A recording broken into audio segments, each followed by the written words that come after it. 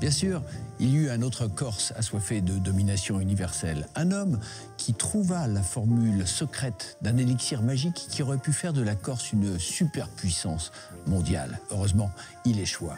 Voici son histoire. Angelo Mariani était un chimiste et entrepreneur d'Ajaccio, inventeur en 1863 d'une boisson nommée vin Mariani qui allait changer le cours de l'histoire de la consommation. Dans le monde, on a retenu de la Corse Pascal Paoli, Napoléon Bonaparte, Tino Rossi. Et Angelo Mariani, apparemment, la réalité, c'est qu'on l'a oublié. Il est tombé dans l'oubli. Et c'est triste.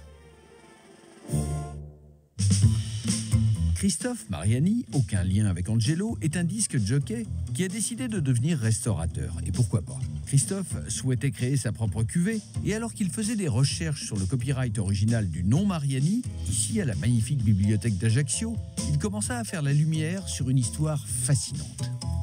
J'ai fait énormément de recherches dans cette bibliothèque et on y trouve des trésors. Il semble qu'un jour, Angelo Mariani ait eu une idée inspirée, faire une boisson à base d'un mélange de vin et de feuilles de coca. La concoction obtenue comptait 11% d'alcool et 6,5% de cocaïne.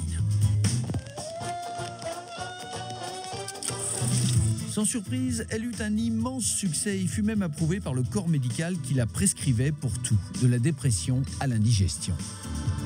Un verre pris le matin entre les repas dissipe les malaises d'estomac et les défaillances auxquelles sont sujettes un si grand nombre de personnes. Tout à fait. Il y a des volumes entiers de témoignages dithyrambiques des figures majeures de l'époque, d'Émile Zola à Jules Verne en passant par Colette et les frères Lumière. Ah, les frères Lumière, votre vin de coca fortifie autant que votre amitié réconforte. Angelo a l'idée de dire il faut que je fasse vanter mes produits par des personnalités. Alors qu'est-ce qu'il fait?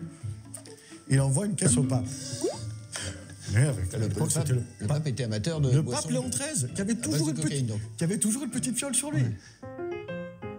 Les usines Mariani exportaient des millions de bouteilles dans le monde entier. Mais avec le succès vint la concurrence. Et en 1885, un chimiste américain du nom de John Pemberton, inspiré par le vin Mariani, créa sa propre version. Elle sera finalement lancée, sans la cocaïne, sous le nom de Coca-Cola. Ah, les bâtards!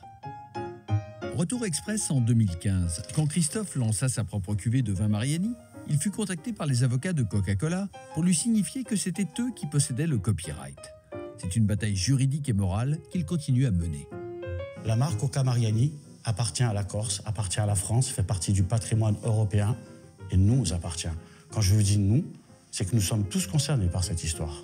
Je souhaite une chose, c'est que le jour où je ne serai plus là, cette histoire continue encore et perdure. Crée des emplois, crée de l'économie, aussi bien en Corse qu'à l'extérieur. J'ai goûté au vin tonique de Christophe, qui est en fait comme l'original, avec des feuilles de coca. C'était assez rafraîchissant, avec une agréable pointe d'amertume et un bon shoot de caféine. Bon. Et le fait que ça agace Coca-Cola ne le rend que meilleur encore. Allez, pour Angelo, qui nous écoute. Et donc, qu'on se souvienne aujourd'hui de Tino Rossi, de Napoléon, de Paoli, tout ça c'est très bien, mais pas d'Angelo Mariani. Et ça, c'est... C'est triste. Très triste. Très.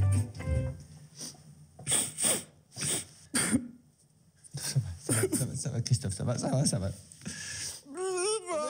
boire un coup. Moi, je dis pas non plus, ça va. L'important, c'est qu'on parle de lui aujourd'hui.